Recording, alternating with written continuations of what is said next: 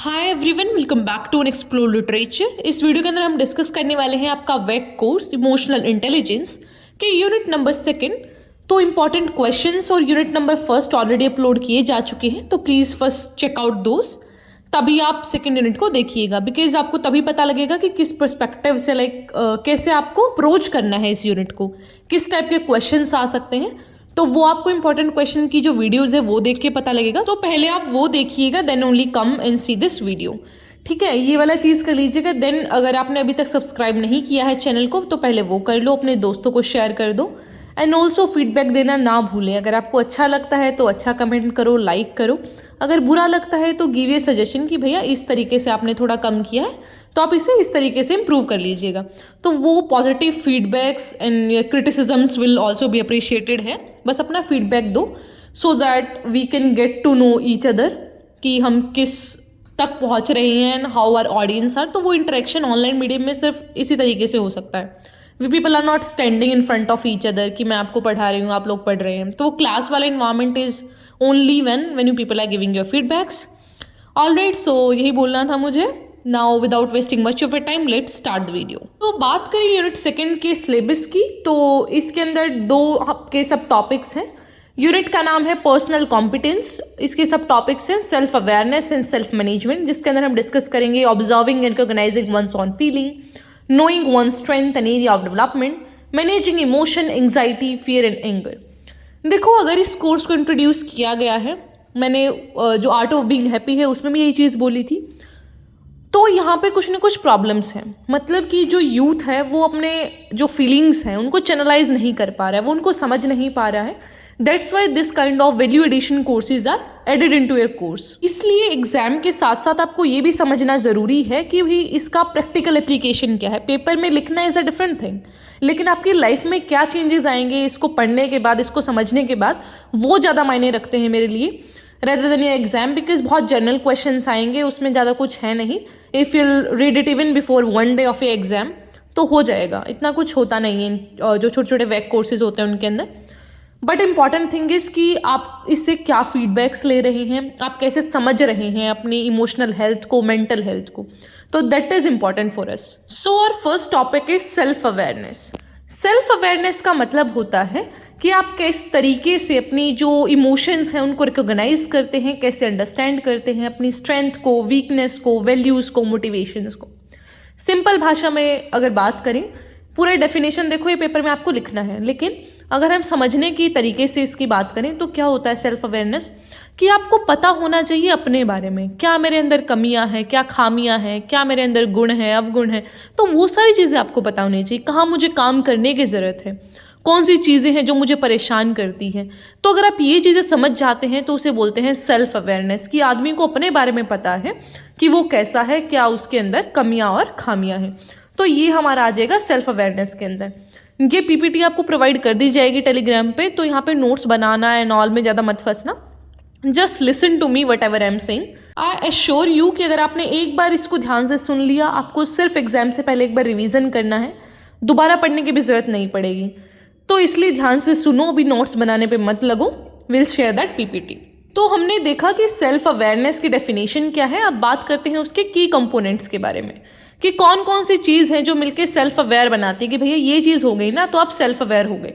तो पहली चीज़ है रिकॉग्निशन ऑफ इमोशंस, कि पहली चीज़ तो एक्सेप्ट करना सीखो कि ये मेरे इमोशन है, ये मेरे को ट्रिगर करता है, इस चीज़ से मुझे खुशी मिलती है। तो अपने दिमाग के लिए, अपनी बॉडी के लिए काम करना शुरू करो। स्टार्ट आइडेंटिफाइंग द थिंग्स जो आपको खुश करती हैं। मे बी आपको ऐसा पेड़ के नीचे बैठ के नोवेल पढ़ने से खुशी मिलती हो, जो कि आपको किसी और चीज़ से नहीं मिल सकती। फॉर सम अदर पर्सन उसको शॉपिंग से खुशी मिलती है, तो भाई कर लो, ठीक है। Also there are several restraints on this shopping वाली चीज़। तो ये एग्जाम्पल थोड़ा हर किसी के केस में फिट नहीं बैठेगा, बट वट एवर, ठीक है। तो हर एक आदमी का अपना अपना एक होता है कि भाई इस चीज़ से मुझे खुशी होती है, इससे मुझे दुख होता है, तो वो रिकॉग्नाइज करना। देन इज अंडरस्टैंडिंग इमोशंस, कि आपको अंडरस्टैंड करना पड़ेगा। पहली बात तो एक्सेप्ट करो, दूसरा उनको समझो, तीसरी चीज़ है इमोशनल ऑटोबायोग्राफी। रिफ्लेक्ट करो अपने पर्सनल एक्सपीरियंस पे कि आपने किस तरीके से कौन सी चीज़ को देख के कैसा इमोशन पैदा होता है आपके अंदर, इससे भी आप सेल्फ अवेयर बनेंगे। देन इज बॉडी अवेयरनेस, कि किस तरीके से आपकी बॉडी रिलैक्स फील करती है या फिर स्ट्रेन्ड फील करती है किसी पर्टिकुलर थिंग के रिएक्शन में, वो आपको समझना पड़ेगा। देन इज़ माइंडफुलनेस, मतलब कि आपको बहुत ही माइंडफुल रहना है, प्रेजेंट रहना है हर एक मोमेंट में। इंसान क्या करता है, चाहे तो वो पास्ट में रहता है या फ्यूचर में रहता है। अब हम कितना भी मोटिवेशन दे लें, मैं खुद की भी बात करूँ, we all are like that. इसको हम नहीं बिल्कुल भी डिनाई ही नहीं कर सकते इस फैक्ट को, because at this age we have to think कि भाई आगे क्या होने वाला है, प्रेजेंट में क्या चल रहा है, हम उसको जीना भूल जाते हैं। And with this social media का एरा तो ये चीज़ें आ रही हैं। I criticise social media into every video, I don't know why, but I end up doing that. Please don't mind it, but हाँ, मेरे लिए है एक वो फैक्टर कि हम ना कैप्चर करने पे ज़्यादा रहते हैं चीज़ों को। और ये हम यूथ्स के साथ प्रॉब्लम है कि हम कहीं भी गए तो कैमरा निकाल के रिकॉर्ड करने लग गए, या फिर कुछ भी चीज़, मतलब मोमेंट को एंजॉय हमने करना नहीं है, विल जस्ट रिकॉर्ड इट कि हाँ स्टेटस डालेंगे, रील डालेंगे, ये करेंगे। तो this thing is very much prevalent this days. तो ये थे आपके 5 कंपोनेंट्स ऑफ सेल्फ अवेयरनेस। अब बात करते हैं सेल्फ मैनेजमेंट की, कि इस तरीके से मैनेज किया जाए। जब ये जो सारी चीज़ें हमने समझ ली तो मैनेज कैसे करना है, तो उसी को सेल्फ मैनेजमेंट बोलते हैं।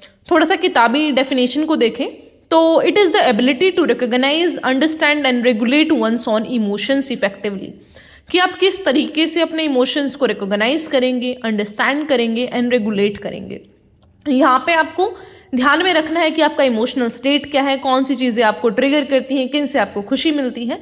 तो फिर वो आपको मैनेज करना पड़ेगा कि भैया इस आदमी से मुझे दूर रहना है जो मेरे को परेशान करता है। तो वो सारी चीज़ें जब आप मैनेज करना सीख जाएंगे, that is called self management. और ये बहुत ही क्रूशियल है ताकि आप अपने डिसीजन से जो अच्छी तरीके से ले सकें, स्ट्रेस ना हो आपको, आपके रिलेशनशिप्स पॉजिटिव हो सकें, चाहे वो पर्सनल हो या फिर प्रोफेशनल हो। तो इन सारी चीज़ों को आपको अडेप्ट करना होगा। यहाँ से फिर आप इंक्लूड भी कर सकते हैं कुछ स्किल्स को, इमोशनल रेगुलेशन, एडेप्टेबिलिटी, रेजिलेंस, या फिर एक लॉन्ग टर्म तरीके से फोकस रहने वाली जो भी स्किल्स होती हैं। तो ये सारी चीज़ें आपको एक गुड लीडर बनने में भी काम आएंगी, या फिर आपका जो इमोशनल इंटेलिजेंस है उसको बहुत ज़्यादा अच्छा कर देंगी। अब बात करते हैं सेल्फ मैनेजमेंट के कंपोनेंट्स की। तो इसमें पहला पॉइंट है सेल्फ अवेयरनेस। देखो सब में सेम पॉइंट होंगे क्योंकि इमोशनल हेल्थ कुछ ही फैक्टर से अफेक्ट होती है। पहले तो कि आप अवेयर नहीं हैं कि आपकी फीलिंग्स क्या हैं, आपके इमोशंस क्या हैं, स्ट्रेंथ क्या है, वीकनेस क्या है। दूसरा है जब आप अवेयर हो जाओ तो उसको रेगुलेट करना शुरू कर दो। रेगुलेट का मतलब होता है कंट्रोल करना, मैनेज करना। देन इज मोटिवेशन, कि अगर लैक फील कर रहे हो फिर आप इन चीज़ों में, तो मोटिवेट रहो चीज़ों को देख के। देन इज एम्पैथी, कि आप दूसरों को कैसे लेके चल रहे हो, आपको दूसरों के लिए कैसी भावनाएं हैं आपके अंदर। देन इज सोशल स्किल्स, कि आपको एक हेल्दी रिलेशनशिप बिल्ड करना है, इफेक्टिव कम्युनिकेशन बिल्ड करना है और रिजॉल्व करने हैं अपने जो कॉन्फ्लिक्ट्स हैं वो पॉजिटिवली। तो इस तरीके से आप अपना सेल्फ मैनेजमेंट कर पाएंगे। और ये कुछ पॉइंट्स को याद कर लो, घुमा फिरा के वही लिखना है, ठीक है। इतना कुछ है नहीं यहाँ पे हार्ड एंड फास्ट रूल कि इसमें यही आएगा उसमें यही आएगा। अपने दिमाग से सोचो कि क्या बात हो रही है। सेल्फ मैनेज, खुद को मैनेज करना है, अपने इमोशंस को मैनेज करना है, तो मैं कैसे करूँगा। पहली बात तो मैं समझूंगा समस्या क्या है। दूसरा, मैं उस समस्या को समाधान करने की कोशिश करूंगा। वो कैसे हो सकता है कि उस प्रॉब्लम को सॉल्व करके, कंट्रोल करके, ठीक है। देन इसकी अगर नहीं हो पा रहा फिर भी, तो थोड़ा मोटिवेशन लूंगा, थोड़ी सी सर्च करूंगा कि ओके बेस्ट मोटिवेशन कोट्स, फिर उसको डीपी लगाऊंगा। तो this kind of things. Then is empathy and social skills, कि आप अपने सोशल रिलेशन से भी अफेक्ट होते हैं। अगर आपके दोस्त अच्छे हो ना, फिर आपको बहुत अच्छा लगता है कॉलेज डेज में, अदरवाइज यू फील बोर्ड। तो वो सारी चीज़ें भी काफ़ी आपकी जो हेल्थ है, मेंटल और इमोशनल हेल्थ, उसको अफेक्ट करती है। फिर हमारा लास्ट टॉपिक है कि how to manage anxiety, stress and fear. अब देखो इसमें मैं आपको बिल्कुल भी सलाह नहीं दूंगी कि आप कहीं गूगल पे सर्च करो कि भाई एंग्जाइटी कैसे सर्च होती है, तो फिर आप याद करके पेपर में लिख के आओ। सोचो पहले बैठ के। एंग्जाइटी है आपको किसी चीज़ से डर लगता है। एंग्जाइटी तो भगवान किसी को ना दे, बट लेटेस्ट से आपको डर लगता है किसी चीज़ से, तो आप उस डर को कैसे ओवरकम करेंगे, आप स्ट्रेस से कैसे मैनेज करेंगे। पेपर आने वाले हैं लेटेस्ट से, अभी आपको स्ट्रेस हो रहा है तभी आप ये वीडियो देख रहे हैं। तो आपको समझना पड़ेगा अपने बारे में कि देखो मेरा ऐसा नेचर है कि मैं एक दिन पहले नहीं पढ़ सकता, तो क्यों ही स्ट्रेस लेना। आप थोड़ा थोड़ा स्टार्टिंग से पढ़ना शुरू करो, हल्का हल्का पढ़ो, जो इंपॉर्टेंट टॉपिक्स हैं उनको पढ़ के रखो एटलीस्ट। तो इस तरीके से आप अपने स्ट्रेस को मैनेज कर सकते हैं, थोड़ा टाइम डिवीजन करके। मतलब पेपर से 1 महीना पहले तो लगे ही जाओ, ऐसा एक दिन पहले लगोगे तो फिर स्ट्रेस होगा ही। तो किस तरीके से आप उसको रिस्पॉन्ड करते हैं, दैट इज स्ट्रेस मैनेजमेंट। कि आपको प्लानिंग करना है अच्छे वाला, फिर प्लानिंग को एग्जीक्यूट करना है, अपने इमोशंस को रेगुलेट करना है, अपने दोस्तों के साथ कनेक्शंस रखने कि भाई तुझे ये टॉपिक नहीं आता तो मुझे ऐसा समझा दे, मैं तुझे समझा दूंगा। तो this kind of things can help you. तो वो सोशल रिलेशंस में आते हैं, सोशल स्किल्स, एम्पैथी। तो एम्पैथी क्या है कि आपके किसी दोस्त को स्ट्रेस हो रहा है एग्जाम से पहले, तो यू बी लाइक यार it's okay, I can feel empathetic towards you, क्योंकि मुझे भी होता था तब, मैं पिछली बार में पढ़ा नहीं था लेकिन अब की बार मैंने स्टार्टिंग से पढ़ लिया, तो अब उसका हेल्प करिए। तो इस तरीके से होती हैं ये सारी चीज़ें, एम्पैथी, कंपैशन। तो बहुत ही लाइव प्रैक्टिकल एग्जाम्पल्स आप इनके कोट करो, लिखो आराम से, याद करने की ज़रूरत है नहीं, याद करो सिर्फ वो नाम जो कि आपको साइकोलॉजिस्ट वगैरह के दे रखे हैं, वो trait model and mixed model, उन सारे मॉडल्स के अंदर, तो वो याद कर लेना, नथिंग एल्स, वरना सारा प्रैक्टिकल बेस्ड है। थोड़ा सा एक बार ये वीडियो सुन लेना तो आपको शायद कुछ हेल्प हो जाए। So that's it about the video, I will meet in the next video. Till then take care, stay happy, stay healthy. Channel को सब्सक्राइब कर देना, फीडबैक देना ना भूलना।